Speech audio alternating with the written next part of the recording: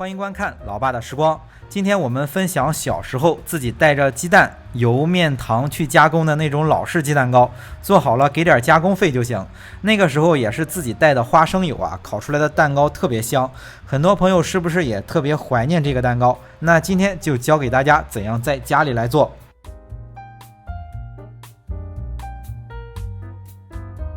首先在做蛋糕的模具里刷上少许的油，小时候吃都是刷花生油，每次喜欢多刷上一些感觉烤出来的蛋糕特别香。模具的大小是35厘米乘26厘米，12个的，只要是和这个差不多大小的模具都可以。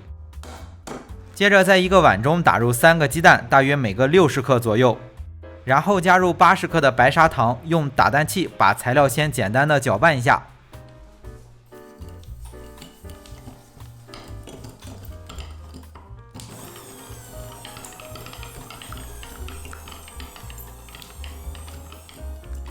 先简单的搅拌个1分钟左右之后稍微一停，加入3克的蛋糕油，然后打蛋器后面就一直开高速把材料打发，直至打发成乳白色。蛋糕油这种材料可能家里一般都没有，如果想自己做这种老式的蛋糕，建议买上一罐小包装的，全名叫 SP 蛋糕油或速发蛋糕油，作用就是让材料发起来还比较稳定。一般商用做蛋糕基本都会放这种材料，而且这个老式的蛋糕是直接打全蛋，最理想的做法也是放这种蛋糕油。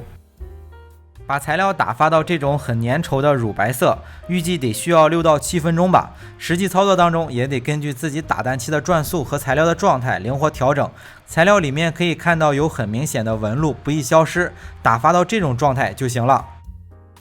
接下来过筛进去120克的面粉，中筋面粉或者低筋面粉都可以。中筋面粉就是家里做包子馒头最常用的面粉，低筋面粉一般都是用来做蛋糕的。最后加入30克的食用油，同样是加入的花生油，然后打蛋器开中速，把材料搅拌成均匀的糊状。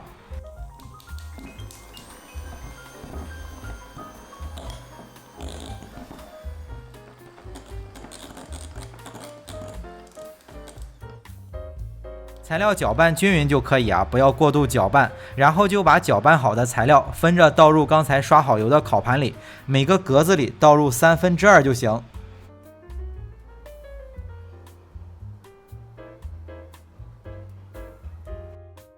最后撒上少许的芝麻，就可以放入烤箱里烘烤了。烤箱记得提前把温度预热好。那烤箱的温度设定是把烤箱预热到上火180度，下火160度，放在烤箱的中层烤13分钟左右，不能独立控温的就上下都用170度。到这里，这款老式的鸡蛋糕就做好了，保证就和我们小时候吃的那种是一模一样的。鸡蛋糕烤好之后趁热脱模，放凉之后一定要包起来，防止风干。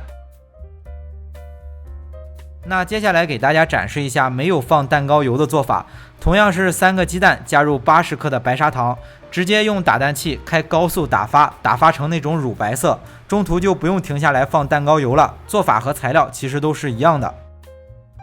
那区别就是没有放蛋糕油的打发好的材料很不稳定，很明显的这个纹路就不如刚才放了蛋糕油的清晰。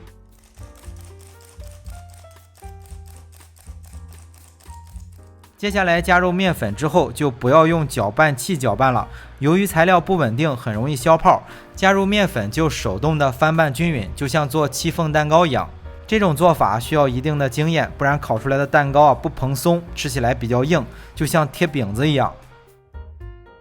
翻拌均匀之后，最后加入30克的食用油，再翻拌均匀，不像刚才是和面粉一块加进去的，直接用打蛋器搅拌的。给到大家的建议可以刚开始买上一罐小包装的蛋糕油，放了蛋糕油的材料比较稳定，这样我们做上几次有一定经验了，慢慢的再把蛋糕油去掉。主要是蛋糕油这种材料也不建议长期食用。